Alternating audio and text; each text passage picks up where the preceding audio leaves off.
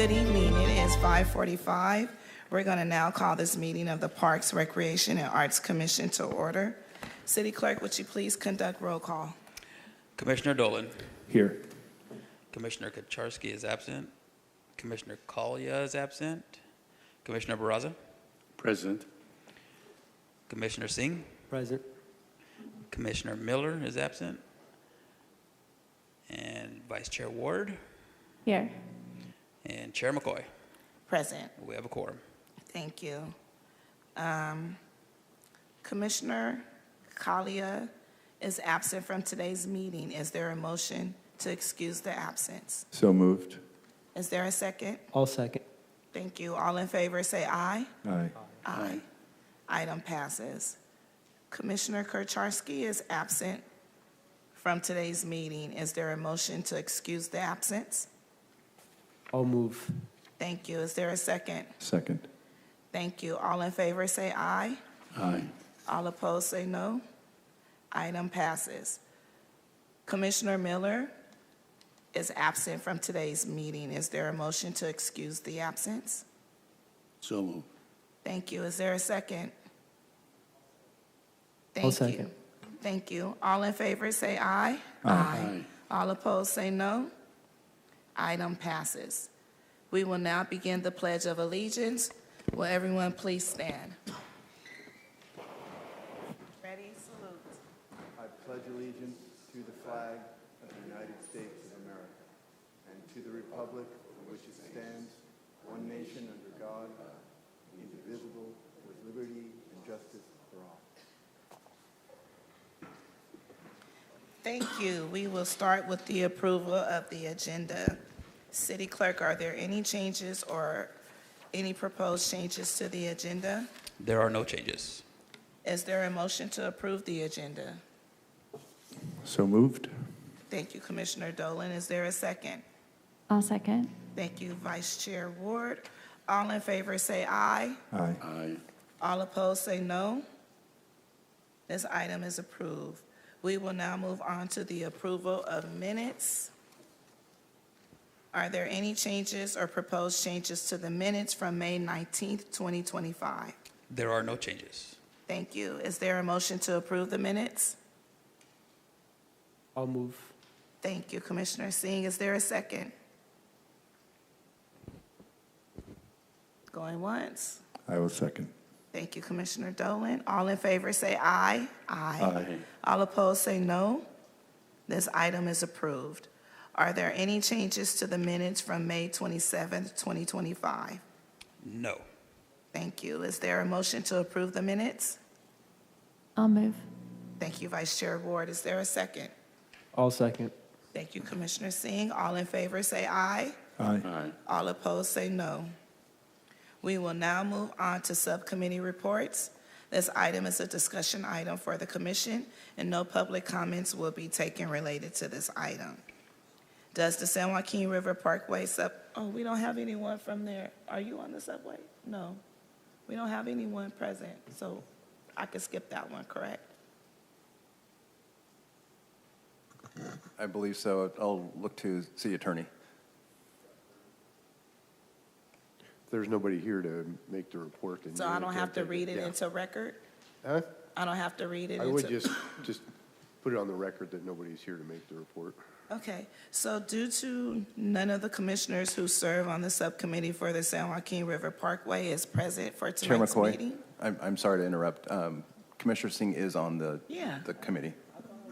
Yeah, I apologize. No, John is. Okay. Then this subcommittee has nothing to report. Oh, that's why I'm drinking coffee. Okay, we have,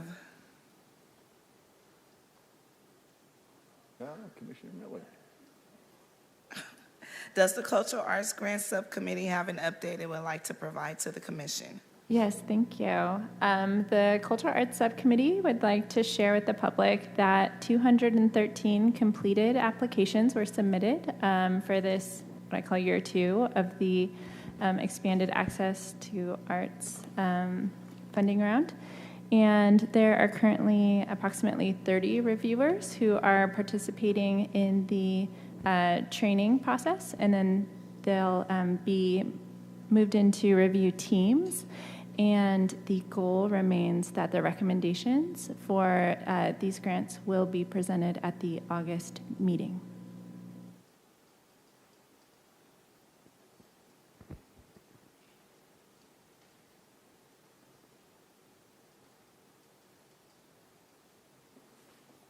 Thank you. Just for transparency and to the public, the San Joaquin River Parkway Subcommittee will dissolve upon adoption of the City of Fresno 2026 fiscal budget. Just wanted to read that in record and let everyone know once the budget is adopted, the San Joaquin River Subcommittee will dissolve. And then it'll only be the Arts and Cultural Subcommittee that is remain standing. So we will now move on to member reports and comments. As a reminder, this is a time for commission members to report anything they feel important for the public or commission to know, but it's not a time for a discussion. Commissioner Barraza? Madam Chair, I have a concern regarding a matter that was brought to my attention concerning a soccer league that has been actually, I don't know what the proper term is, whether they were not evicted, but I guess their contract was terminated, and right now they are going through an appeal process, and I guess the appeal is before the Director of Parks to make a determination whether the action of removing them from participation in Fresno City facilities will take place. I am very concerned, and until the matter gets either resolved or not resolved, whatever the outcome is, I think that's a matter that needs to be discussed publicly when it becomes appropriate to do so. And I think it's all about fairness. It's all about making sure that we follow the rules that we have to follow. And I respect the role of the staff in wanting to promote safety in our parks and do all the right things. However, it's a balancing act because sometimes soccer leagues don't have control of the world or the people that go to the parks. So you cannot blame them for everything.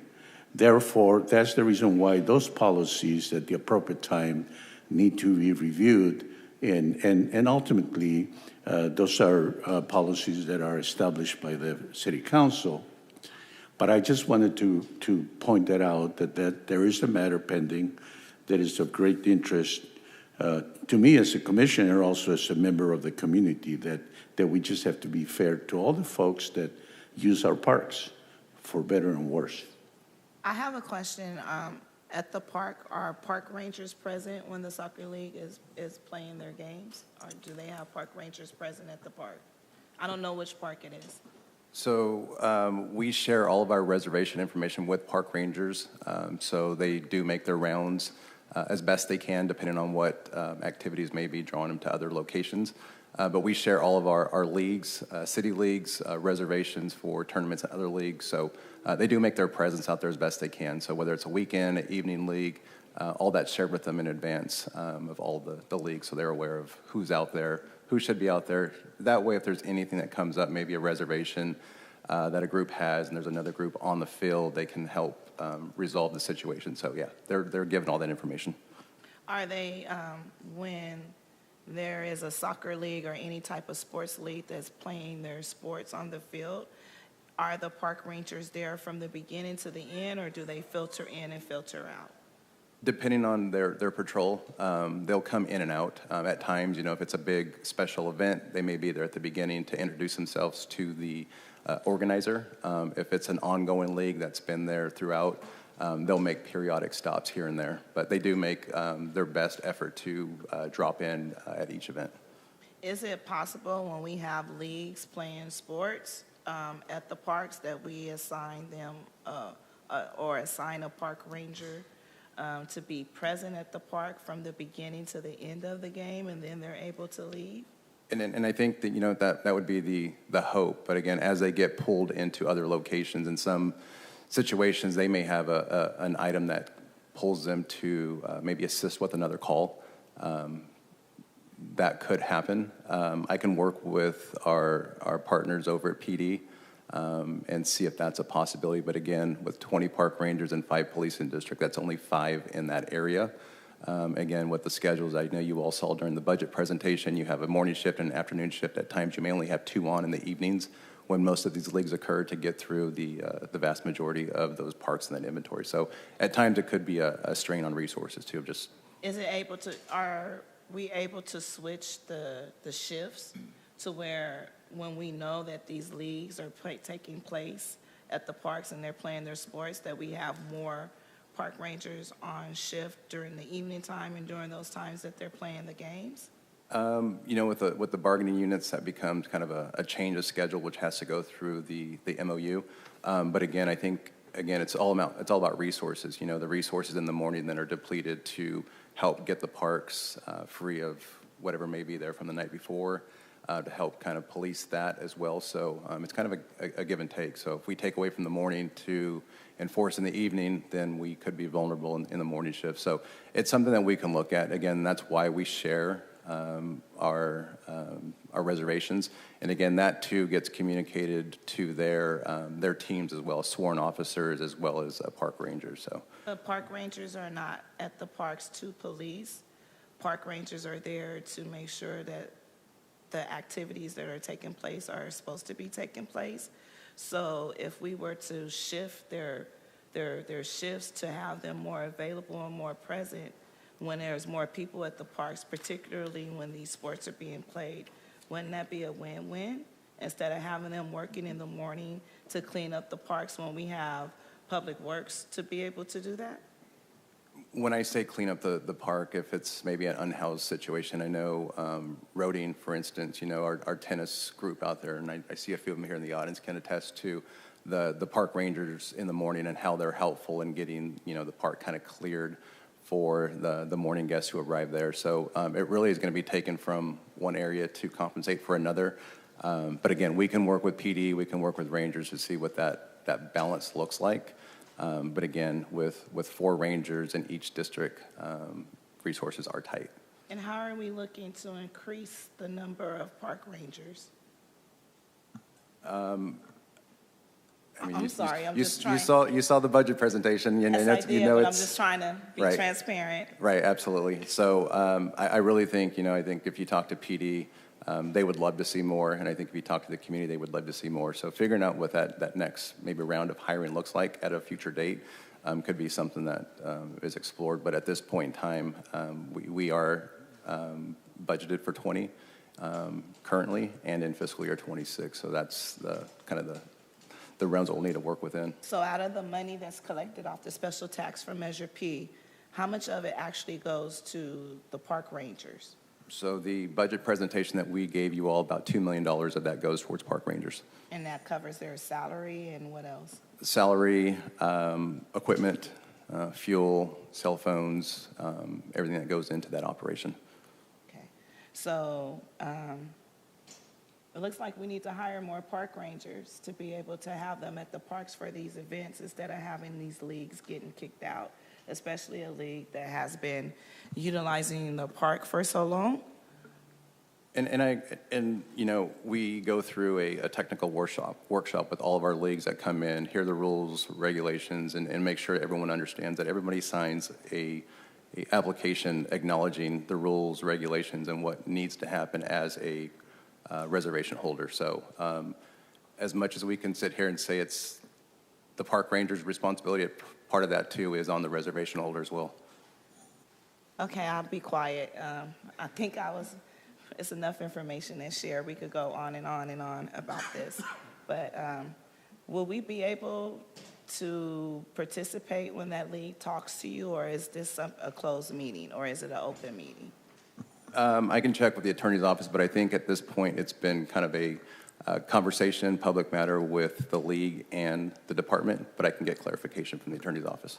Okay. And the reason why I'm asking all these questions because from the language of Measure P, park rangers are supposed to be there to make sure that the parks are safe and that there's good activity going on at the parks. I believe that we have people within the city that can go out and clear the unhoused out at the parks. It doesn't necessarily have to be the park ranger's job to do that, but I could be wrong. But that's just my way of thinking when you say park ranger. We have skilled mental health facilitators that could go out to the parks to be able to remove the unhoused population there. We have a behavioral department that can go out to do that. We have trained people that could go out to do that. I don't think that the park rangers are trained enough to be able to go out to remove the unhoused from the parks. That's my opinion. And Madam Chair and Coasting, I think the subject of public safety has always been very important that we discuss it and that the roles of everybody be also discussed, because everybody plays a role. Public park staff has a role, the police department has a role, the guards have a role, and the people that file the applications, they have a contractual relationship with the city. But I think it should be transparent as to what exactly do we require them to do. If somebody does something violently while they're playing a sport and they get into a fight or something, that's clearly the responsibility of the team. But if somebody else fights outside the area, how can we blame everything on the team? That's not fair. So that probably could be a matter of discussion in terms of the policies that apply to that. Thank you, Madam Chair.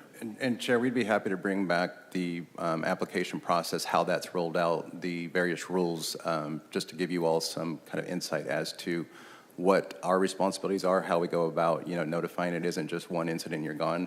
There's multiple steps that go into that. We work closely with the City Attorney's Office to draft that. So we'd be happy to give you a presentation to go exactly through line by line what that looks like, what these participants are signing, what they're agreeing to, and kind of what the steps are before we get to this step. That'd be helpful. Thank you. Commissioner Singh?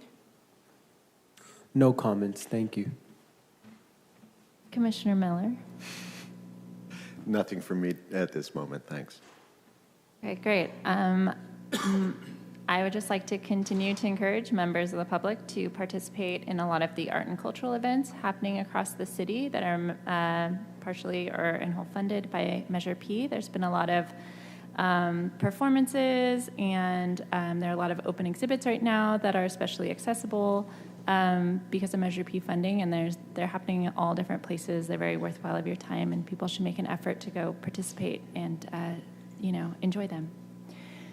Commissioner Dolan? No comments, thank you. Okay, thank you. We will now move on to City Administration and Park Staff reports and comments. Does anyone from the administration have any reports or comments for the commission? I do. Good evening, Commissioners. Jennifer Reese, Deputy City Manager. I just have one announcement for tonight, and that is that tomorrow the City Council will do their final votes on the FY26 budget.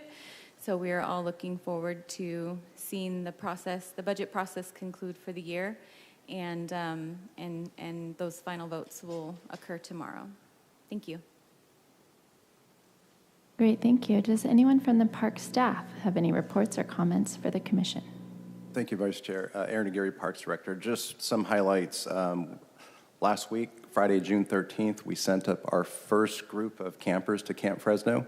That was our first day camp. We had over 50 campers go up, all came back with smiles from ear to ear. And this morning, we sent another group up, our first overnight set of campers. So just over 50 again went up tonight. They will be back Wednesday, and we'll have another round coming next Friday. So camp season is upon us, and just thank you to Shelby McNabb, Sarah Gayton for all their hard work getting that camp up and running. So in addition to that, today we opened our pools for recreation swimming. So those are open 7 days a week, 1 to 5 p.m. Those sites are Edison High School, Hoover, McLean, Roosevelt, and Fresno High, in addition to city pools. And then just one note here, kind of sad news, but Over the weekend at Maxi Yale Parks, we had 5 broken windows.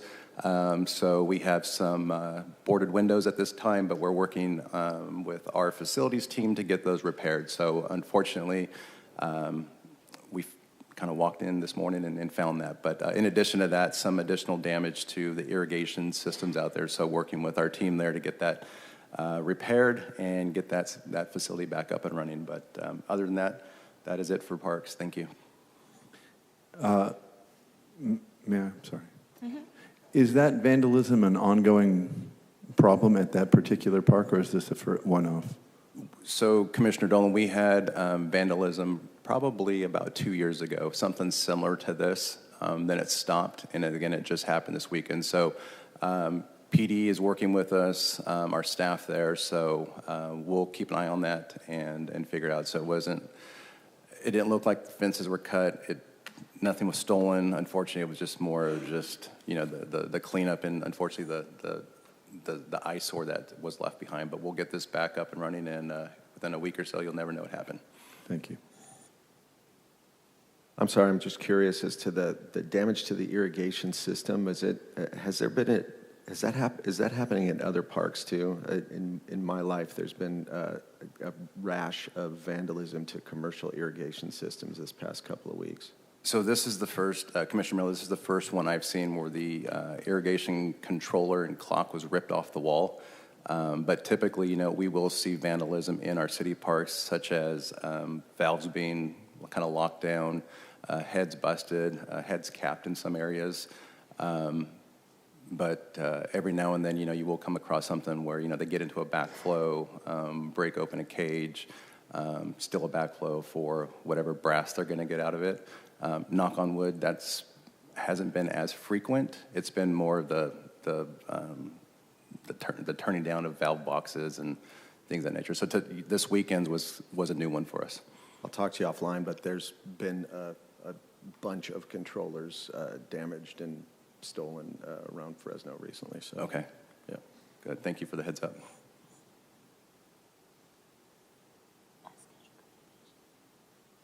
We will now move on to unscheduled communication.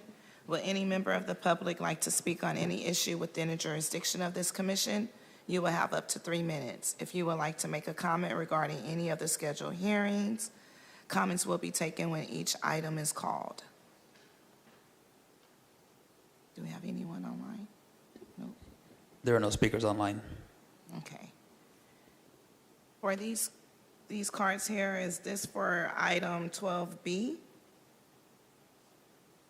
For the public out? For the green cards from tonight? Yes. I think yellow cards, yeah, that's for tonight. Yeah, for tonight, but is it for item 12B or is it for unscheduled communication? Unscheduled. Okay, I just want to make sure I call you up at the right time, so that's why I'm asking. Thank you. First speaker, can we have Tori Soriano come up, please? And you will have 3 minutes.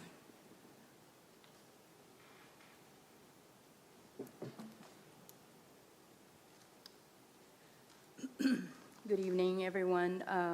This is my first time to ever come here, and I just wanted to see if the city can help in getting some pickleball courts at the Roding Park. And it would be a much help for the elderly also, or the older and the young alike, as far as physical fitness. It would be great for the community. I've been having to commute to Orchid Park. That's about 15 to 20 minutes going there to play pickleball. And Vinland has pickleball courts, so does Rotary, and I'm wondering why not Roding Park? So I think it might be about time to have some kind of pickleball courts at the Roding. I know there's a lot of tennis courts there, and if we can maybe share those tennis courts and have some pickleball courts there, that would be great. Thank you. Thank you. You want to respond? Director Aguirre, didn't we have a pickleball project for Roding on the books? We do. So Roding Park will have pickleball on the northern part of the tennis complex. So we will be installing dedicated pickleball courts there in addition to multi-use courts, which will include futsal and basketball. So the funding has been appropriated, contract's been awarded, so that project will be starting here. I'll give you my card so I can follow up with you, and I'll give you the start date, but I want to say it's this fall. We'll be breaking ground on that project, so look forward to providing that service out there for you. Thank you. Next person is Camilla Sutherland.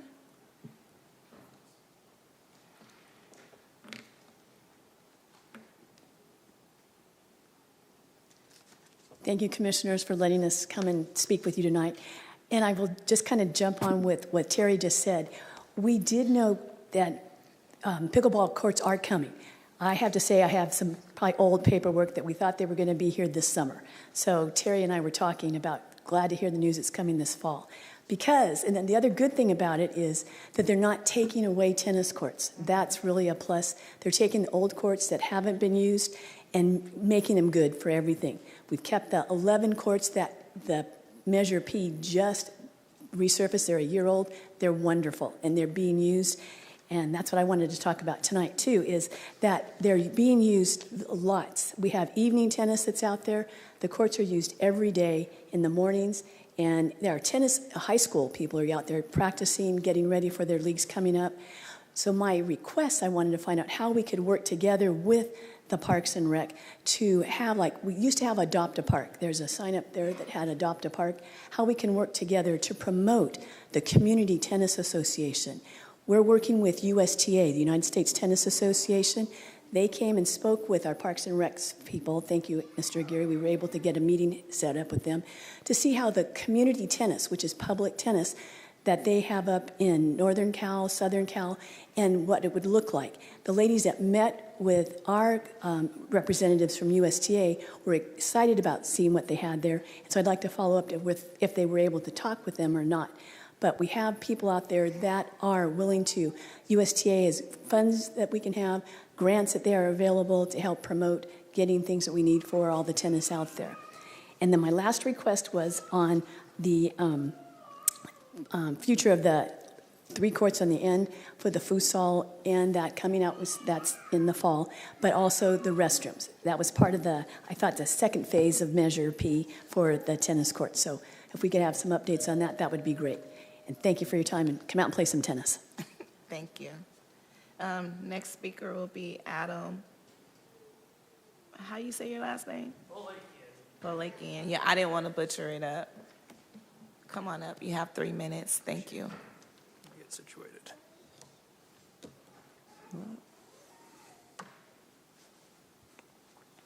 All right, thank you, Commission. My name is Adam Bolakian. I help facilitate community tennis out at Roding Park, which is a weekly event where people can come out and play some tennis. I know we've had Jose Barza come out. Aaron has been aware. We've talked to Shelby about it. Lots of friends of the community, so we appreciate that. This community tennis, it's open to all ages, all skill levels. It's free. We don't charge anybody to come play. You can, if you don't have equipment, we provide rackets, we provide balls. So it's just a lot of fun out at Roding, and we appreciate the Measure P funds that were used to resurface the courts last year. It's been a big help, and I can tell you there's a lot of people that come out that are very impressed with how well the courts look now. But as you may or may not have known, the Roding Park Tennis Club, several months ago, we had a fire that occurred in the storage shed that was out at the park. This happened in the middle of the night. We really don't know what happened. Before that, the storage shed was out there for years without any incident. Multiple clubs were sharing the storage unit. It allowed us to store balls, rackets, tables, all the good stuff that we would use for various community events throughout the month. So myself, along with several other community members, have tried to been in contact with the community Parks Department, to find out how we can possibly replace this shed. When I did reach out to, I believe it was Aaron's office, I specifically had brought up the point that we have donors that are willing to donate money to put this shed out there. So we don't need park funds. We just are looking for approval from the park department or to collaborate with the Parks Department to get a new shed built out there. We don't need the funding. We don't need really any sort of other help from the Parks Department except the approval to do it.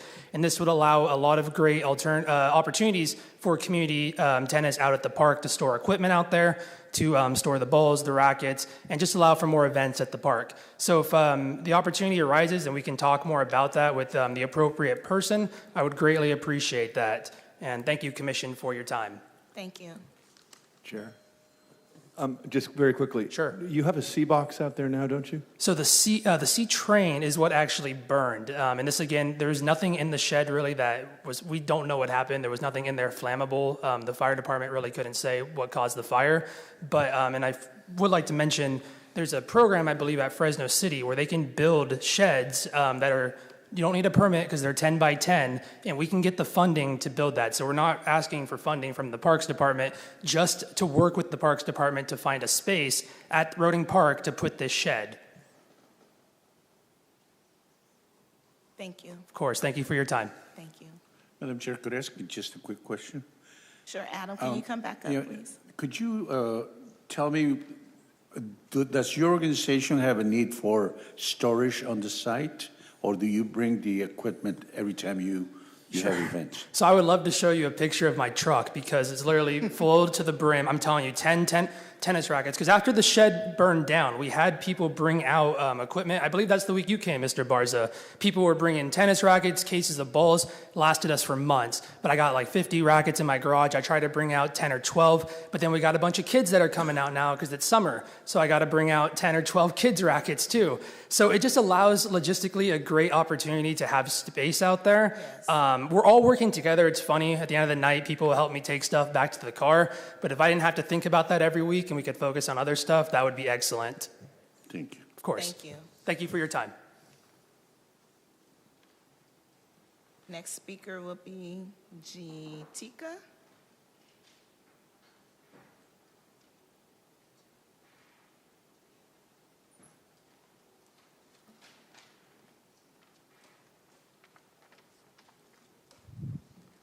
Hello, everyone. My name is Geetika, and I am a proud mother of this wonderful 5-year-old boy named Aiden. Aiden has a rare syndrome known as Pitt-Hopkins, and unfortunately, he cannot walk or talk. But he's like any other typical 5-year-old boy. He loves going to parks, and he loves the slides and the swings. However, the heavier Aiden gets and the bigger he gets, I find it a lot more challenging to take him to our local parks. I'm very grateful when I went last weekend and I saw the new Roding Park and all the improvements that they made with taking him to Inspiration Park as well. Mm-hmm. And even though I'm finding that it's more accessible, we still find that it's not inclusive and there are a lot of limitations in the park. For example, in the new updated Roding Park, there's only one ramp for us to go up to the slide. So that meant I had to transfer Aiden out of his wheelchair, down the slide, and use the same ramp to go around to Aiden. It took me about over a minute to get back to him because I'm also navigating his wheelchair with other kids coming up that same ramp. And I only did that once because I found that it was kind of unsafe for not only Aiden to leave him there alone, but also for the other kids when I'm trying to struggle with this wheelchair down the ramp. In addition, when we went up the ramp, I noticed that they had this little board that if Aiden had the fine motor skills, he would be able to turn it, and it had some activity on it. But he really doesn't. And I felt like it required quite a high function of fine motor skills in order to use the board. Something more appropriate would be some type of a sensory board or something that would just a push of a button. Also, as we know, the hot summer days makes it really hard for Aiden to go to the park. He can scoot, and others like him can crawl, but there's no shade cloth around that playset, and when it's hot, he cannot scoot on the floor. So all I'm really requesting today is maybe, we can appoint a person who I can speak to, where a group of us parents who have kids like Aiden, who know the challenges in our parks, can come together and collaborate with you and give you ideas of how we can improve in the park, and also maybe some volunteer physical therapists and occupational therapists as well. I'm not gonna lie, I have cried in the park before. I've sat on the side and said, I'm not strong enough to take him to this park anymore. I wish I had more grip strength. I wish I had more upper body strength, but I don't anymore. And, and that's just really sad. I've spoken to the regional center. I've spoken to the school districts. I've spoken to city Clovis parks, and I've not gotten a positive response so far. They've all told me they don't have the staff to apply for grants. They're focusing on other projects right now. I'm sorry, your 3 minutes are up. Thank you. Next speaker, Giselle. Hi. Hi. I'm Aiden's big sister. My name is Giselle Cameling. I just wanted to say my experience with taking my little brother to the park. So I'll push him in the swing and he'll have a wonderful time and he'll see the other kids. And I can tell that he wants to play with them and he wants the same social aspects as typical kids have as well. And so I just watch him and I do the little wave because that's the best thing that I can give him. But it's sad because how do I tell him that he can't play with them really besides waving, or my turn to go on the side. But so I'm just asking if you can help advocate for other kids as well, not only my little brother, but just give them the same opportunities as typical kids do playing in the park. We'd like to end with Aiden telling you all something, if that's okay. Where do you want to go, Aiden, where do you want to go? I love it. And that's usually his typical response. Yes, he loves. Yes, well, thank you for your time, and we appreciate you listening to us. Thank you. Bye, Aiden. Thank you. Do we have anyone online? Yes, we have Lisa Flores.